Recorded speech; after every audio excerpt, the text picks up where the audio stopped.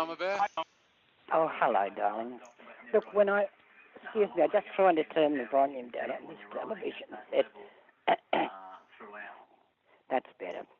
When I rang you, I rang my aged care because they'd left a message to speak to me. I had rung Centre a couple of days ago to ask for more care, more services. Yes. And my aged care were just verifying that they would do that. It's because they're the government body that oversees all the charities that care for people. Yes.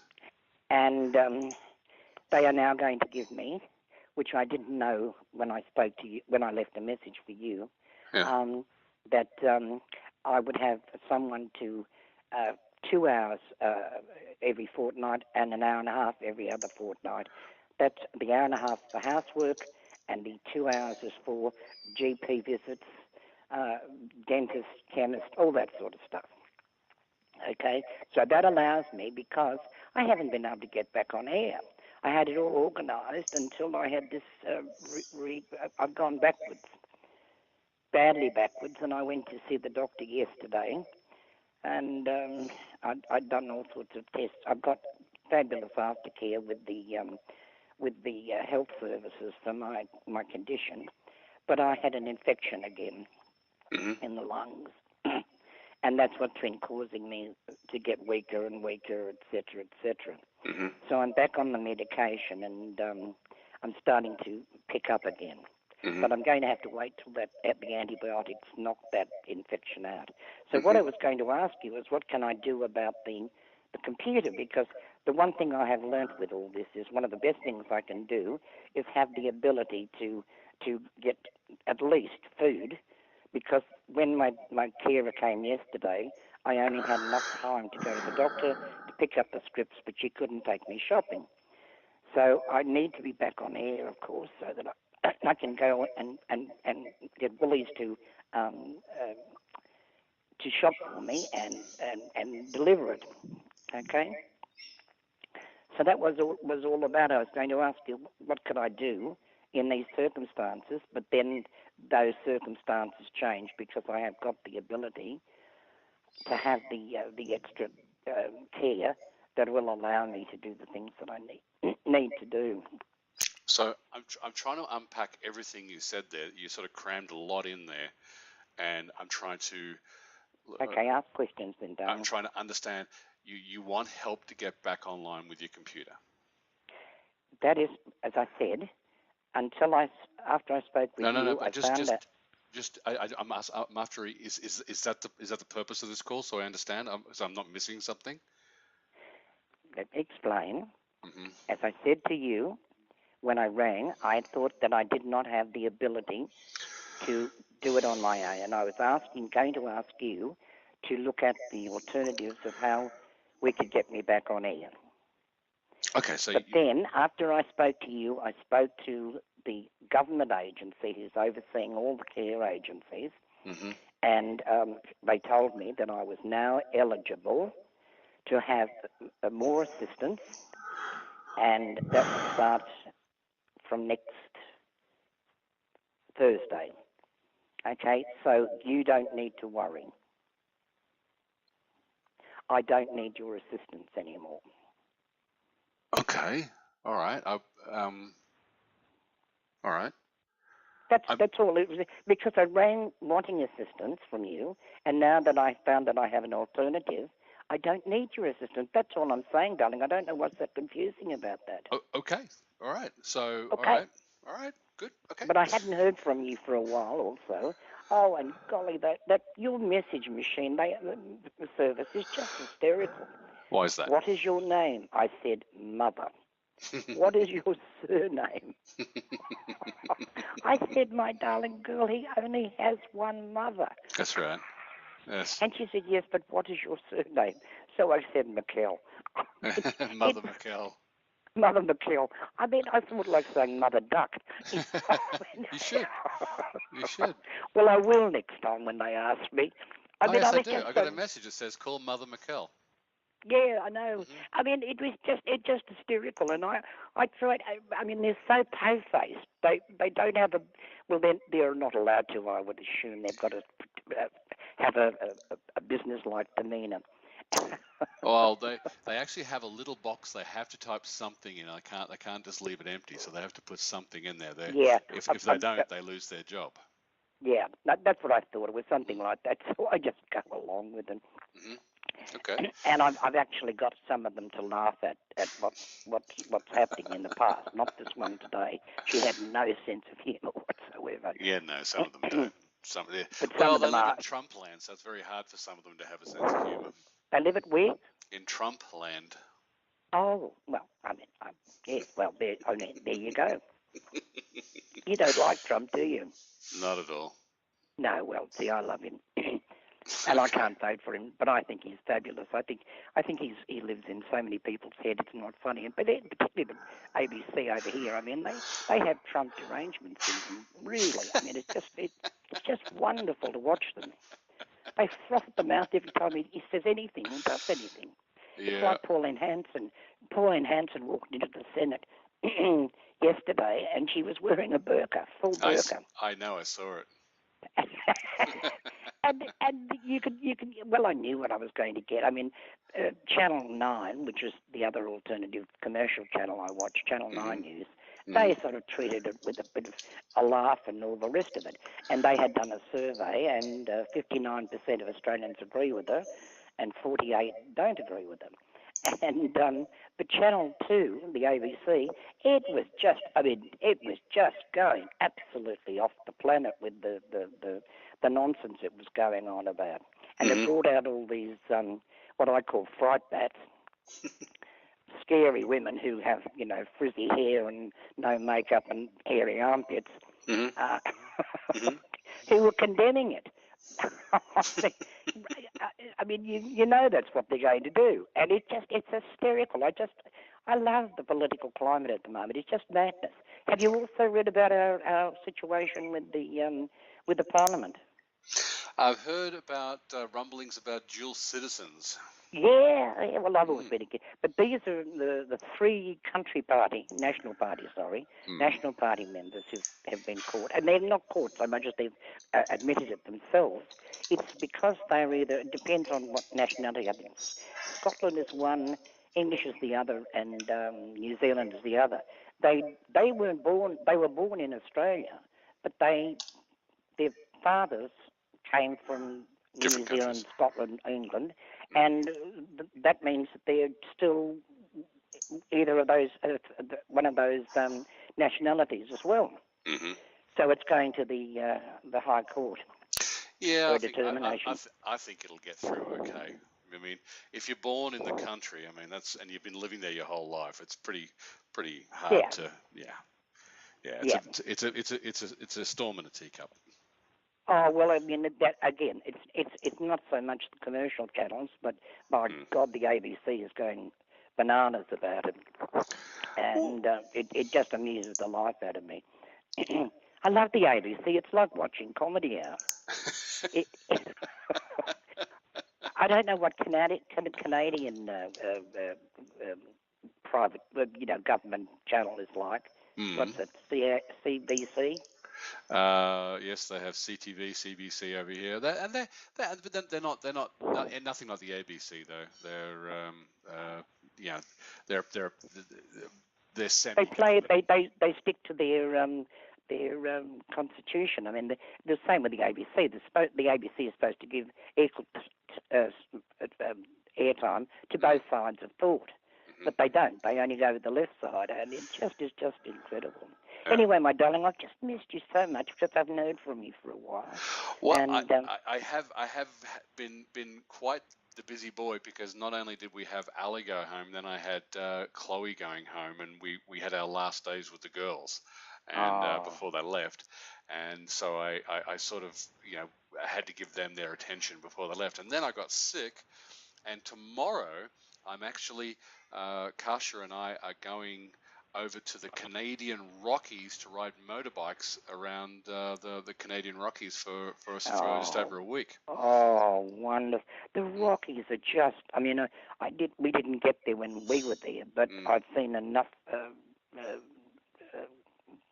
films about them and on TV and stuff, and my God, they're just glorious, aren't they? That part of the world. Well, that's the whole thing is that I've done some pretty good bike rides in my time, and this one is genuinely going to be, I hope to be the very best. And I've got one of our good friends, his name is David, and one of my clients / friends, Elliot, he's coming up from Dallas to do this, and we're going to ride together, the four of us. So it's going to be pretty damn fabulous. special. Oh, that should be just take Mama's advice and tell them your mother has said that they must all be very careful and look after themselves. Well, we're pretty safe riders. We're not fast. We're not stupid. So we're pretty good. So it's going to be, I'm going to get lots of photos. So hopefully your internet connection will be back. And just so you know, is that if you need Michael to come down and visit and see what's going on, he has offered to help. So that is lovely to know.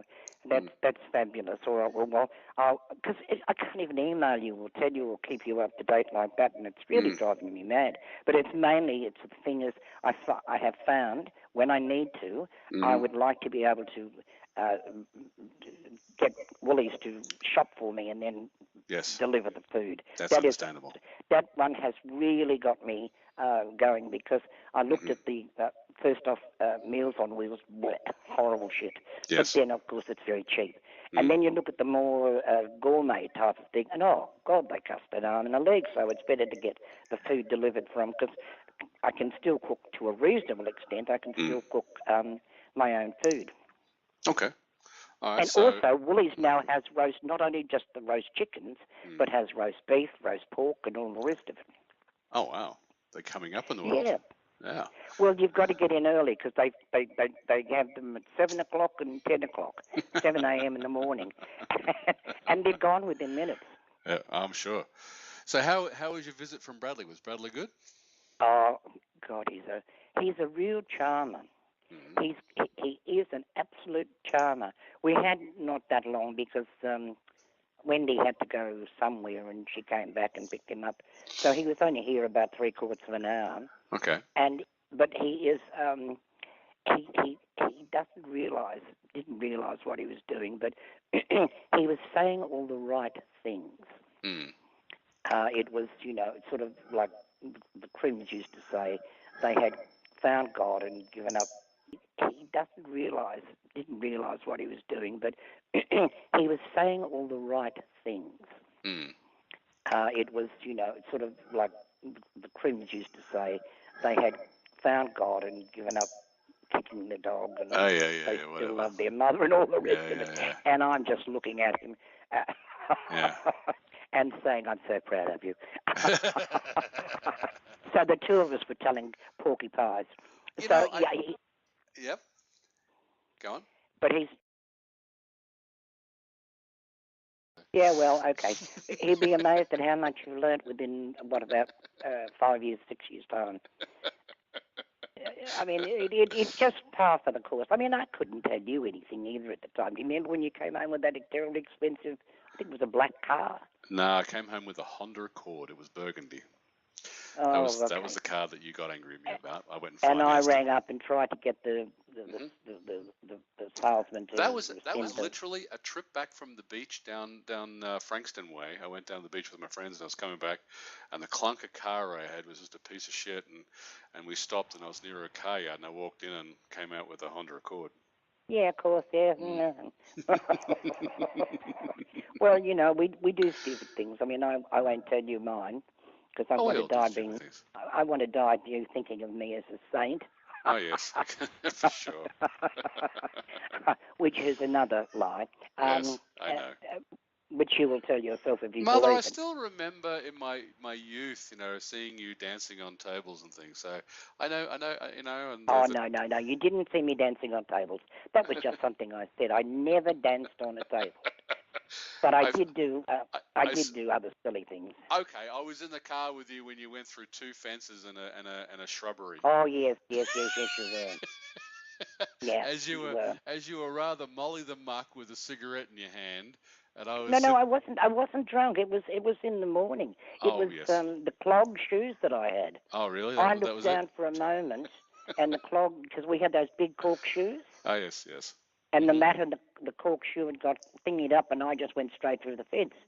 But I did the right thing. I left a message, got the water turned off by the authorities, and left a thing, and I ended up paying for the fence that was broken and for the plants that I had destroyed. Yes. So I did all the right things. Yeah, I didn't do a run or anything. I took my responsibility, but no, it was the cork shoe. Yes, it was the cork shoe. And that's when I chucked them away. Well, not chucked them away, but I didn't use them driving anymore. The Mazda Capella. That's right. Yeah, that's right. I even remember the car yard you bought it from, that it came from. Because your father bought it without me being around. I was there. I remember Were the car. you? Yeah. Yep, and I was there too. You weren't there. I was there. No, that's what I thought. I remember that car yard. It was on. The same as the caravan. Your father bought the caravan without my being there. That's right. Just brought it home. That's right. And he was inclined to do that, unfortunately. I remember the piece of shit Falcon that he bought to tow that thing overheating on the mountain crossing over from Canberra to Browley Beach.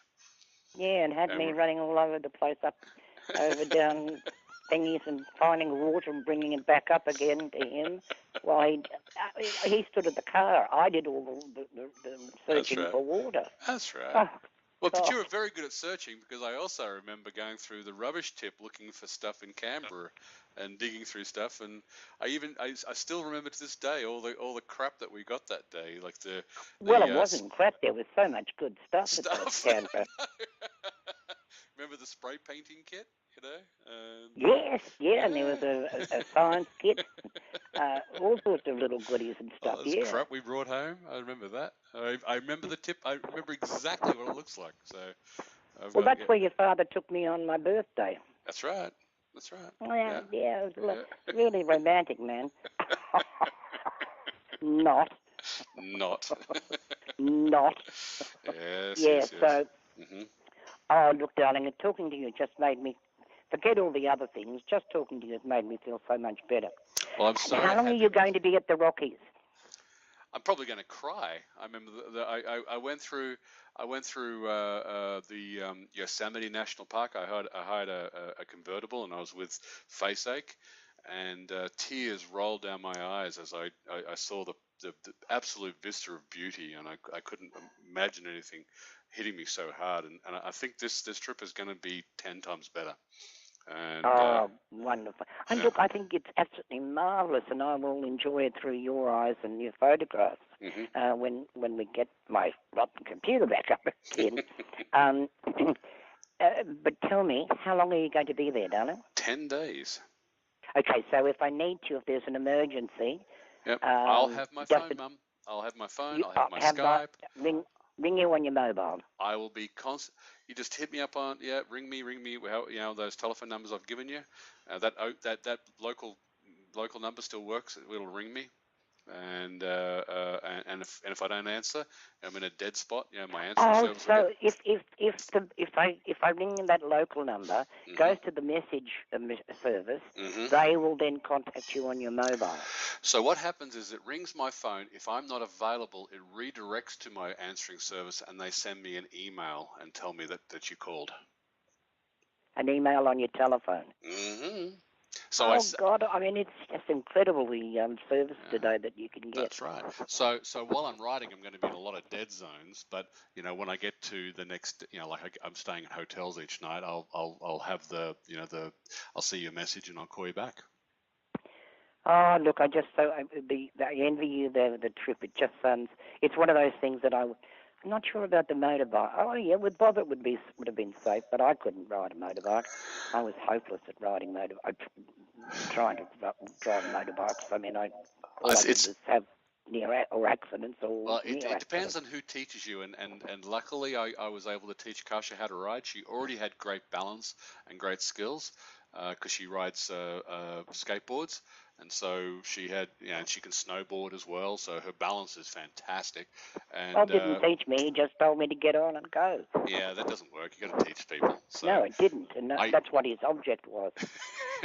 Well, I would literally, for Kasha's first time she was on a bike, I was running beside her, and telling her what to do as I ran. So, which certainly tuckered me out pretty hard. Yeah, I bet.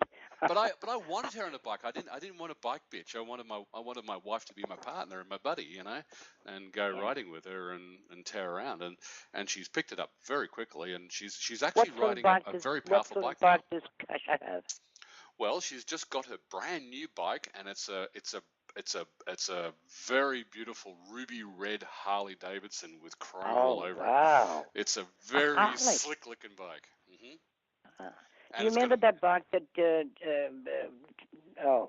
Connolly, Billy Connolly had when he rode around Australia and the other places, America? I didn't see it. It had 3 wheels. Oh yes, because he doesn't know how to ride a bike. Yeah, junk. That'd be the sort of bike that I'd have. Yeah. They're actually quite dangerous because they don't steer very well. Oh really? Yeah, because you got lots of power at the back. And at the front, you've got this one little wheel with very little contact on the ground. So when you're going around a corner and it's wet, whoop, off you go. Okay. Well, I'm sure he had instructions to tell him, and if it came to that, somebody else would drive the thing for him, and he'd be in a taxi. They're not very stable. So yeah, Kasha got a brand new bike, and its engine is huge. It's a gargantuan engine in the thing. The engine on her bike is bigger than some small cars, or many small cars. Good Lord! So she's got more power on her bike than I have, and so yeah, we're going. But she can handle it. I'm very confident. That is wonderful. Gee, that is wonderful. But then the bikes are so much different to what I mean. I rode an army Harley Davidson many years ago, which would have been from the Second World War, and that was like driving a tank. Yeah, they certainly have got more comfortable.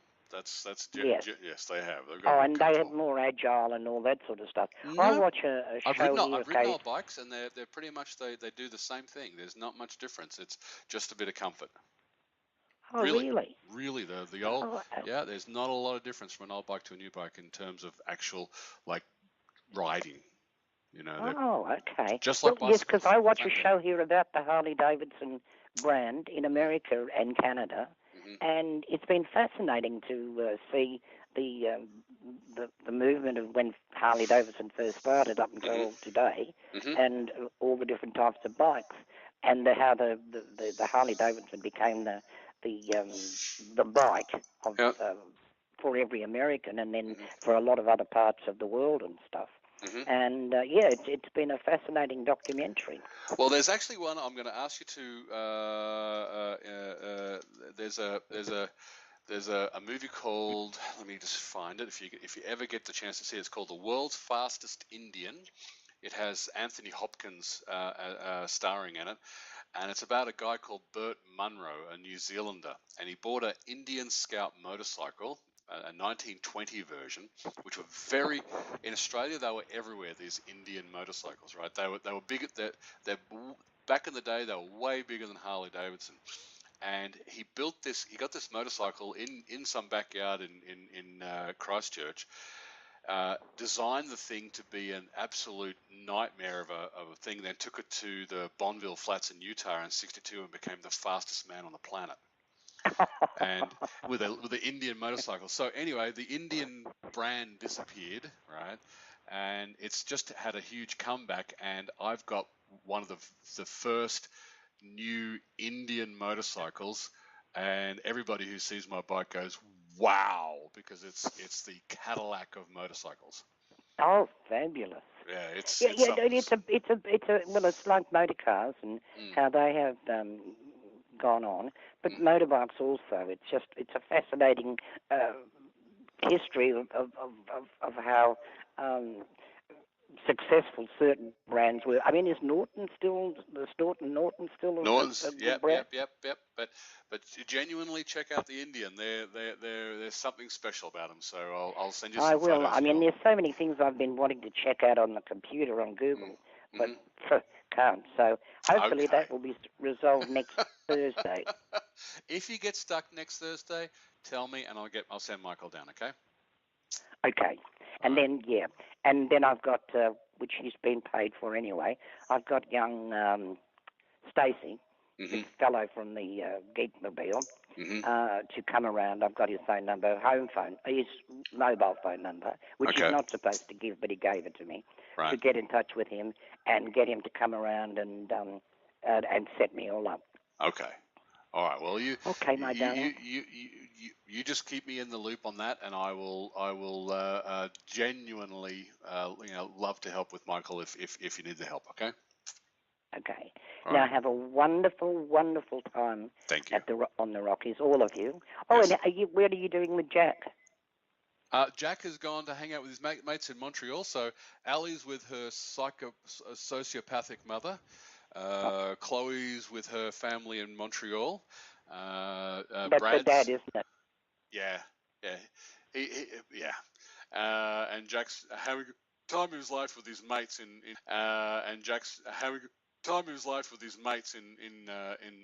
Montreal. So Kasha and I have got 10 days of kid-free time. Freedom.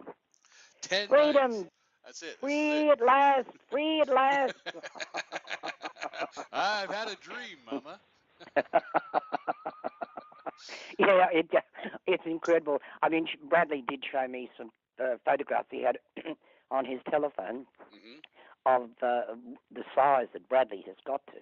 Jack. I mean, he is a big boy, isn't he? Jack is the same size as me, and he's got slightly bigger feet than me. And he's probably got one more growth spurt in him, so he'll hit 6'4", 6'5". What I used to say about you when you were going through that growth spurt, and your feet were getting so big, as I used to say to friends, I'm just going to throw away these shoes and put the boxes on his feet. That's the shoe boxes on his feet. I mean, it was just costing an arm and a leg to shod you. I know. And when you're a little boy living in Queensland, you used to leave your shoes all over the place. You'd leave them out by the swings where you were swinging and stuff. Anyway, my darling, I can hear my voice going again. Yes, your voice is going. Yep. Talking too much. It's just it gets raspy, that's all. It's not sore or anything. So, my darling, have a wonderful time, you and Kasha, and enjoy yourself. And I hope to hear from you very, very soon when you get back and you can tell me all the exciting news about it. Okay, Mama Bear, I love you. I love you too, my darling, and tell Kasha I love her as well. I will do, I promise. Talk to you soon. Bye, darling. Bye, Mama.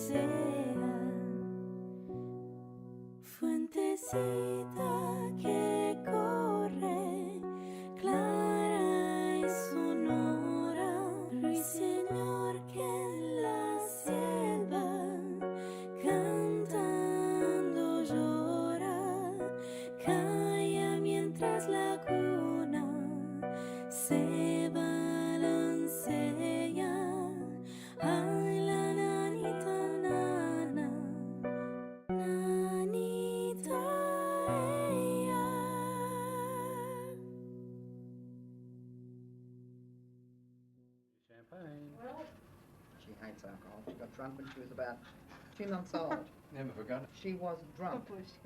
The next morning she had a hangover.